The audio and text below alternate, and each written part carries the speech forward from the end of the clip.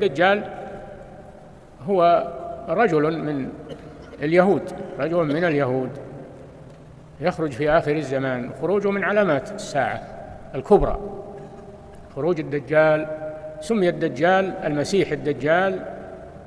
من الدجل، وهو كثرة الكذب، لأنه كذاب كثير الكذب، معه فتنة عظيمة تغر كثير من الناس ينخدعون به، ولا يبقى إلا أهل الإيمان الصحيح يثبتون على دينهم حتى يأتي الفرج من الله سبحانه وتعالى، وإلا يحصل على المسلمين فتنة من الدجال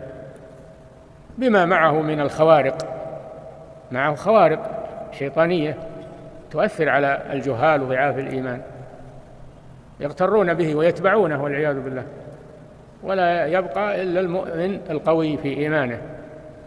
الثابت على دينه مع ما يتعرض له من الخطر، ولكنه يثبت على دينه.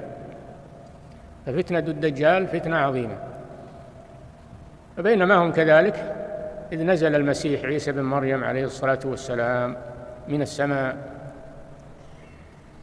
حضر معهم صلاة الفجر وهم يصلون خلف إمامهم المهدي، حضر معهم صلاة الفجر، صلى معهم المسيح عليه الصلاة والسلام،